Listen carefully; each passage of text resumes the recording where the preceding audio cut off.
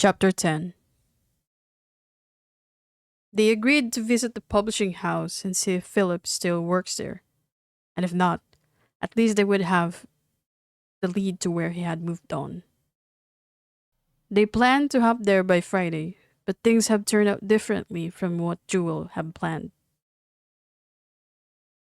She was supposed to meet Jade on Monday that week, but instead of the girl's familiar stance walking in the room, it was Nathan who bolted in, wearing his long white sleeve she never saw him wear before. It looks like he was going on a date. "What are you doing here?"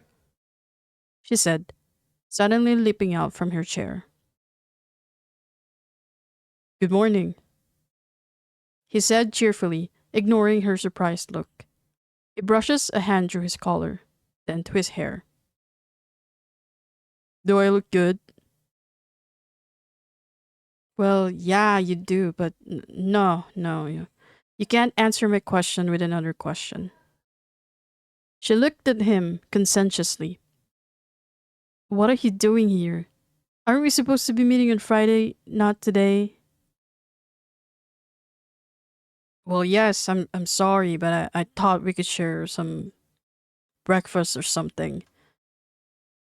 He looked around the office. "And well, maybe uh, invite Jade along." At the sound of the girl's name, Jewel crossed her arms across her chest. "That's not gonna work, Nathan. I can't let you stay here and she might see you, she might freak out." A guilty look in his eyes flashes when he realized, and he smiled apologetically.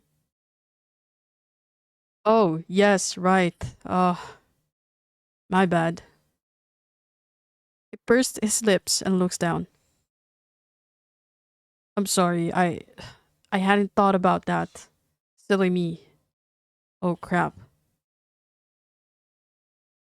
I'm sorry, but you'll have to leave now. She's going to be here any time." I know. He already walks towards the door. "See you on Friday?" Before she could respond, the door plunges open, and Jade come marching in. Her face suddenly glowed in surprise, seeing Nathan. Jewel stood still. Not good. "What is this weird guy doing here?" Jade's voice came out in a loud whisper, her chest rigidly moving. Nathan suddenly seemed frozen from where he is standing, seeing Jade. "Right. Weird. What's this weird guy doing here?" Jade again asked, thwarted. Jewel heaved a sigh. "I'm sorry, Jade. He's my..." She had to pause for a second to think. "Wait, what? W- do you know him?" Jade firmly pursed her lips. "Yes." She stiffly groaned. "He's the weird guy I told you I debated with in my literature class." "Wait," Jewel exclaimed, turning to Nathan. "You're that guy?" Nathan opens his mouth in shock. "What, did you tell you about that one?" Jade is now confused. "Hold it, you guys know each other?" They all sort of just stare at each other for a second, too dumbstruck to even speak. Jade shakes her head grudgingly.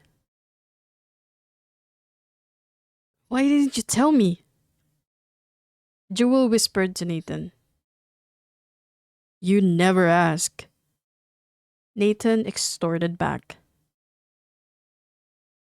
"This is ridiculous," Jade said. "I had no idea, I swear." Jewel added. Neither that I'm being talked about, Nathan chirps in. Jade excels, and Jewel all too soon knew she had pushed Jade too far. She walks over to control the situation, but the girl raised her hand to stop her, her face slowly turning white. No, don't. Jade whispers, I I I can't. Fuck it. I'm out of here. Before any of them could even say a word, she was on her feet and quickly bolted out of the room. Nathan's about to follow her, but Jewel stops him, knowing doing so wouldn't do anything good further. This, sadly, may change how their usual sessions happen. Jewel couldn't imagine justifying knowing Nathan without telling the girl the whole truth behind it. I'm sorry, is she going to be alright? Nathan asked, his voice vibrating in concern. Yes, she'll be alright, she exclaims. She just needs to be alone for a while, just like how she always prefers to. I'll tell her why I'm here, Miss Jewel. I can't let you go astray. Thank you, Nathan, but let me handle this. She shakes her head. It's what I'm ought to do. Nathan later said his farewell, and Jewel stayed in her clinic, with the hopes of Jade coming back. So when the clock struck noon, she resigned to the idea and went out. When she stepped out of the building, she spotted Jade sitting on a bench beside the security counter, and she was relieved to see that the girl's expression had now eased up, compared to what it seems like earlier. She quickly stood up from her seat when Jewel appeared, and when they were both on the same surface, they sort of stared at each other for a while in shyness, both too mute to speak a word. Come, Jewel nags. Have some coffee with me.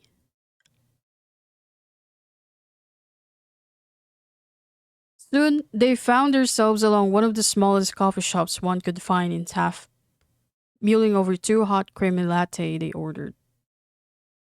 Jewel picked the table that's away from most. Neither of them would like to tolerate crowded places. Not today, not this time. The first few minutes were filled with sheer silence. This was different. She never encouraged silence longer than 5 minutes during their sessions. However, they were out here. She might probably see the girl in a different angle.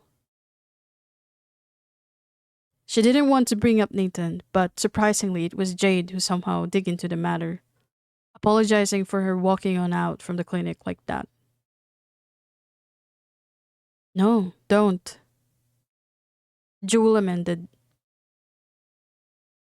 I don't really see it coming either. I mean, well, again, I'm sorry. She whispered. We don't mean to freak you out like that. Jade shakes her head. But I can't deny I'm surprised. I didn't know he was that guy in your class. I mean, of all people, it was him. I find the coincidence very odd. Jade cast her an apologetic look before taking another sip on her latte. Behind this heavy mascara, the girl's eyes lit up beautifully in this light. Did you tell him? Jade whispered. No, no, he doesn't know much. How did you know him? Well, that's another odd thing. Jewel says, smiling a little. Really, really, really odd. Well, then tell me. She casts her a longer look, and when she realized that the girl was expecting an explanation, she heaves a deep sigh. Okay. And so she did. An amused look hovered over Jade's face once she's done. By then, they were finished with their lattes. So you're sort of finding him. This Philip? Jade asked. Yeah, she said. How strange would it may seem, but yes. I'm on some sort of a journey finding him and finding out what could have been with everything. She smiled at the notion. It was Nathan who encouraged me to go on with this, and even though how much you hated him, I'd have to tell you that he had been the most helpful to me in this journey so far. Jade looks out to her and there's a soft glow in her eyes that Jewel hasn't seen before. She takes it as a good sign that the girl understands. You don't think it's weird? Jewel asked. What? Finding someone you've taken for granted years ago? Jewel nodded. No. Jade replied. Not at all. The rain outside starts to pour, and she was grateful to be here out of all these trying days, out of all the places. Maybe in trying to find him, Jade whispered a little later, you might actually find yourself too. She thought about it and she smiled. And somewhere in the deepest corners of her heart, she's just starting to believe it.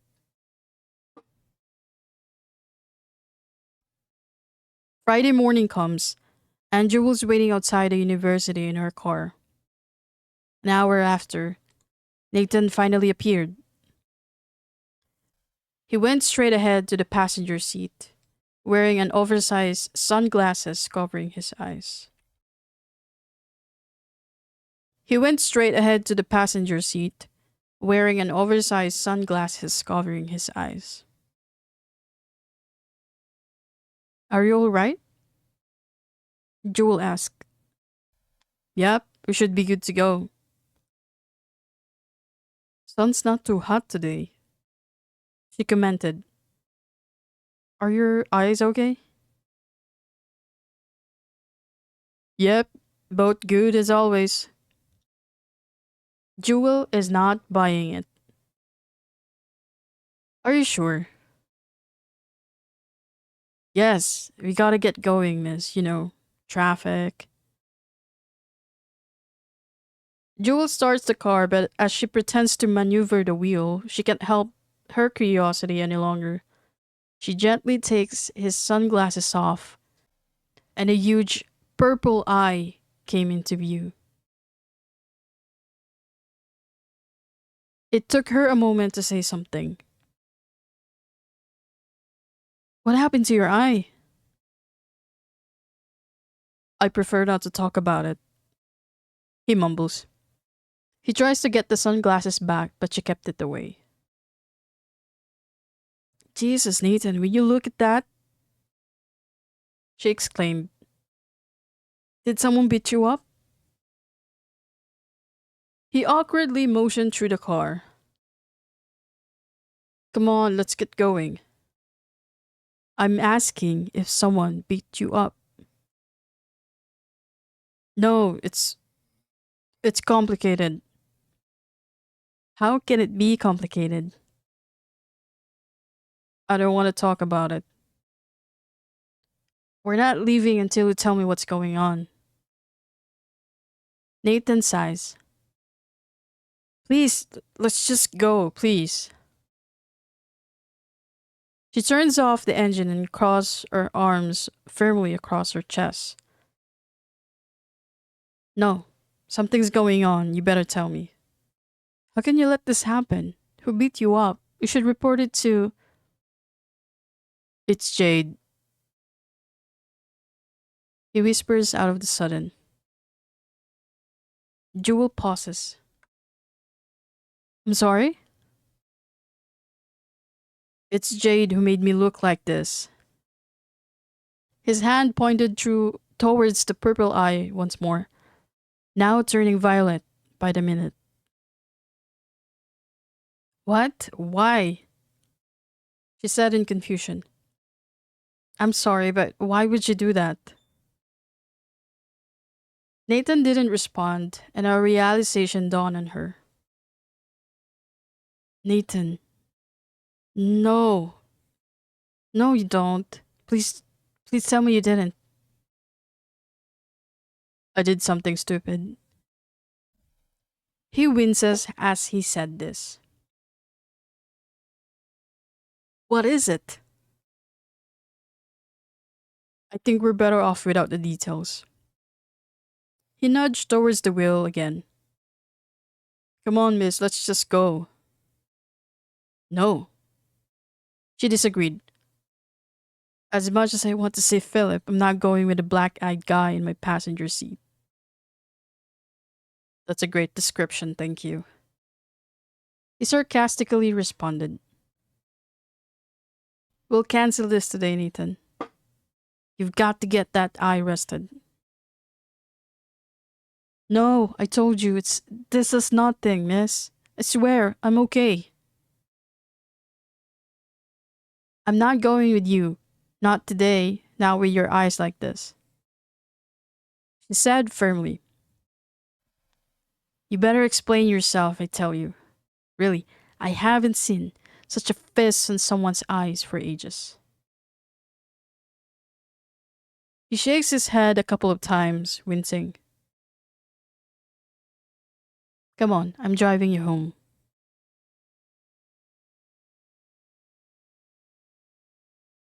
Monday came over, and Jewel decided it'd be best to bring Nathan and Jade together in her clinic. Despite her indifference towards the idea, her involvement towards the matter had spanned out beyond just the sessions with the girl, nor her time spent with the boy. She was involved now, being the common person that connected the two.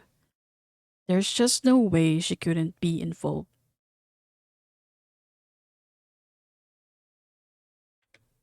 Nathan comes in a few minutes after 10. By now, his bruise has now healed, but Jade's fist still left quite a mark.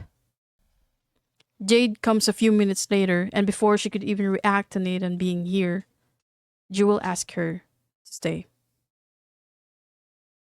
The two sit in silence, their faces contorted with guilt.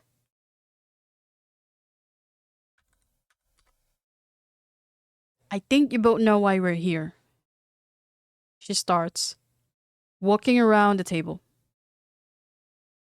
Can someone tell me what happened last Friday?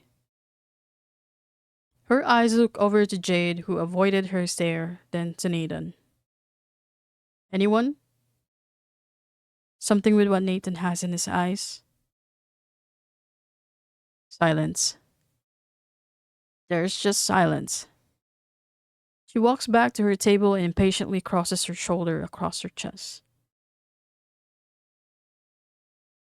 It's my fault. Nathan finally says.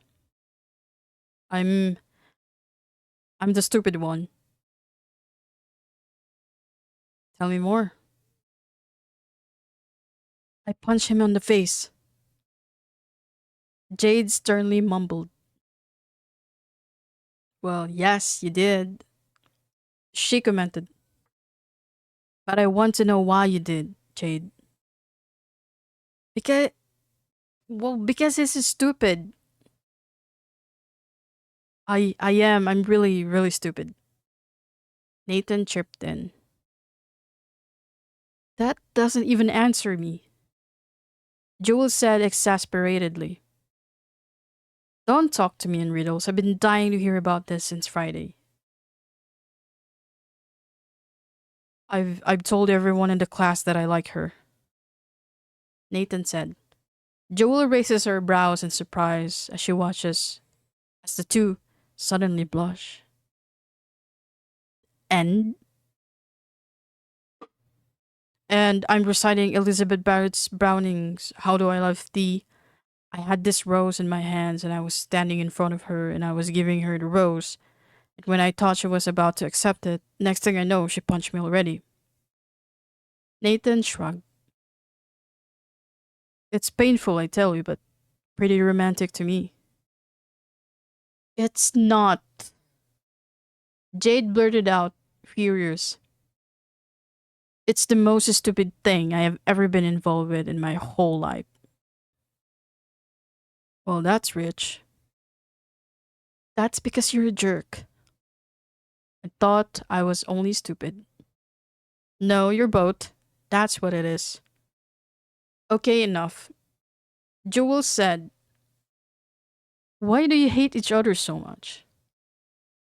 Jade's face crunched. I don't hate him. I hate what he did. I don't hate her, miss. I just like her, Nathan said. I just acted upon it.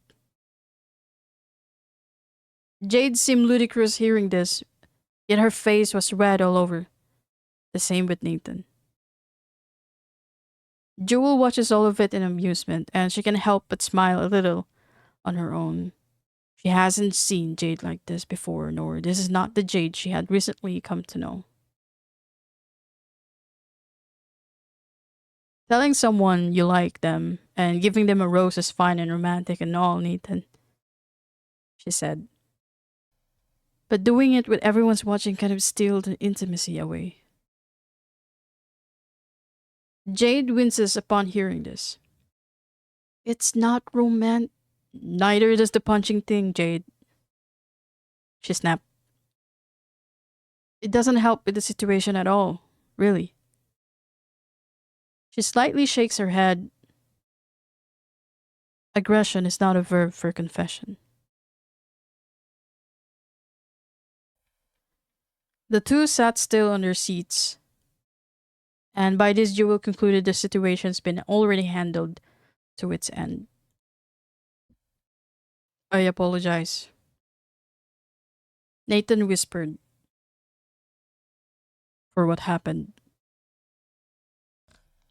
I'm sorry. Jade said through her nose. That doesn't sound sincere, Jewel said. Jade tries her best not to roll her eyes. She looked out on Nathan and met his stares. Jewel felt a quick, guilty jolt inside. I'm sorry, Jade whispers. The two sort of stare at each other for a moment before Jade divert her eyes and stare in her seat, obviously awkward. Nathan did the same. Are you happy? Jade chirps in later, growing impatient. She shakes her head. Not yet. What do you mean? She smiled and felt a sudden rush of giddiness. She has to see if these two get along well with each other, and after all, it's time for Jade to talk to someone new aside from her. Tomorrow morning, just before noon, at your school's parking lot, she said, as Nathan's eyes flashed in surprise while Jade's gone stiff. She grinned. You two are coming with me.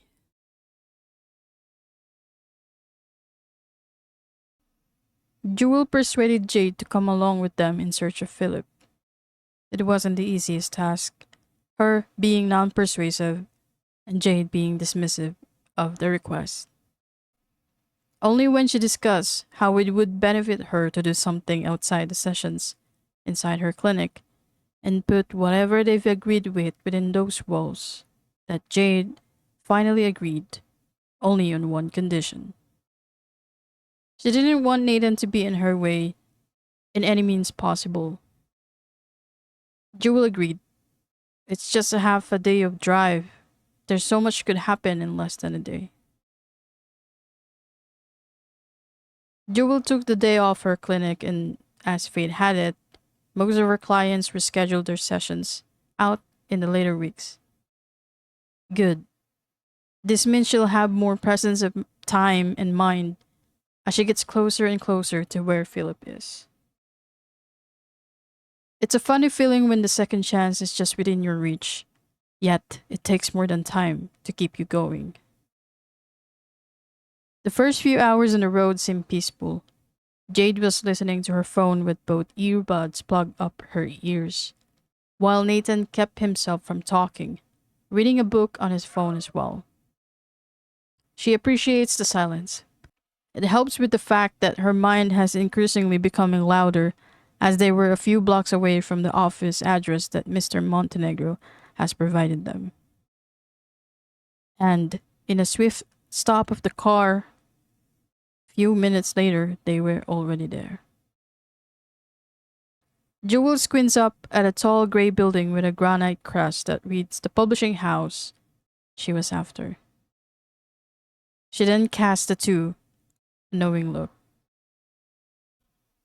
They were greeted by a gray suit lady in the reception with a professional smile. She quickly let her on in the reason for their presence today.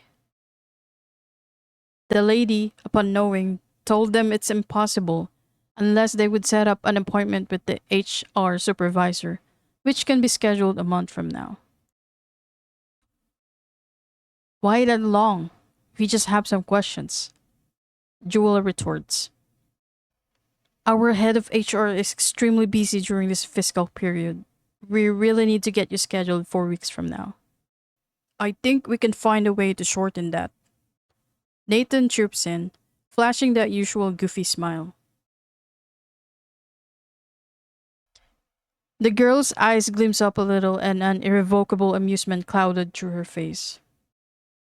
Jewel gave Nathan a crossover look.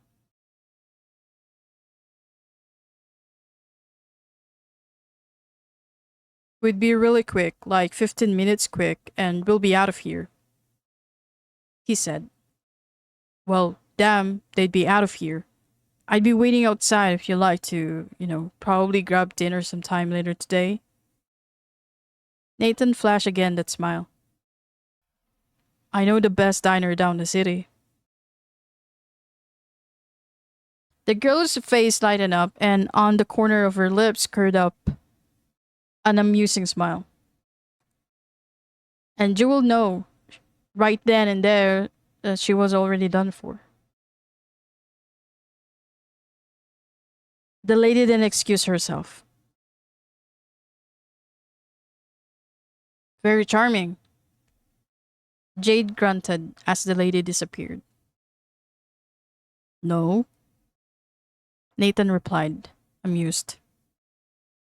Clever. Jade walked farther away to a waiting chair. Whatever. The lady reappeared moments later, and without any delay, she guided all of them to an office and introduces them to Mr. Douglas, who presumably was the head of HR. Wow.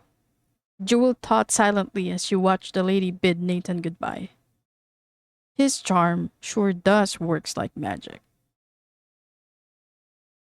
Mr. Douglas invited them inside, and after a few pleasantries, he was surprised to hear about their pursuit of Philip. And fortunately, he knows him. He had worked here before, for about a year and a half, until the management had to reassign half the headcount, well, including him, to our province branch. He was sent off to Pascal branch, and that's all I heard from him, he said, adjusting his spectacles up his nose. Jewel tries to hide her disappointment in failing to see Philip around once more. The old man seemed to have noticed it and gave her an encouraging smile. I'll give you the address to the Pasico office. However, I need to make a few calls to check if he still works there. But I have to tell you, it might be hard to get this out easily. It's been a decade since. I understand. He printed out something and handed her the copy. Unfortunately, With everything that's been going on around here, I can't make these calls today.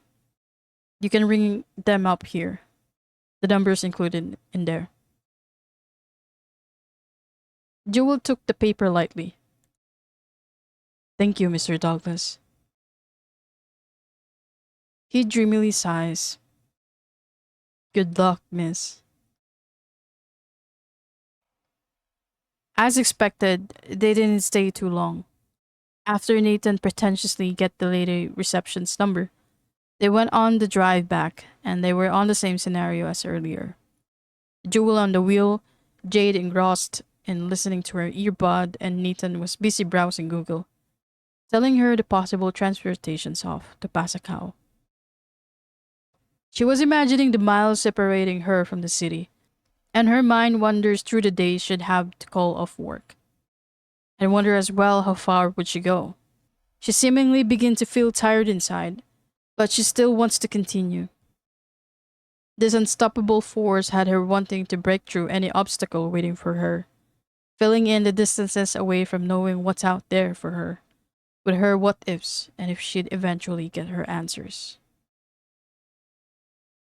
She was too deep in the ride and these thoughts when a shrill ring of her phone interrupted her mind from wandering. It was Vanessa on the line. She quickly answered it.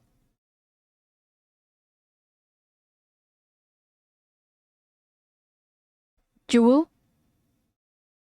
Her sister's worried voice, hovered over the line. Her brows quickly turned into a knit, hearing this. Vanessa? Is everything okay? Vanessa, with her tense tone, told her the problem at hand. She listened, trying to calm her down. I don't know, Jewel. I'm just freaking out. Vanessa whispered, worried. And the thing that happens just this morning, it's a mess. Okay, calm down. We'll try to figure that one out, okay? I'm driving, but if you want to talk further, we can. I just need to drop by somewhere near so we could think of a better plan. She see Nathan and Jade exchange looks and watch her in curiosity. Only when she looks back to the two that an idea formed into her mind. Wait, she whispered to Vanessa. I think I have an idea.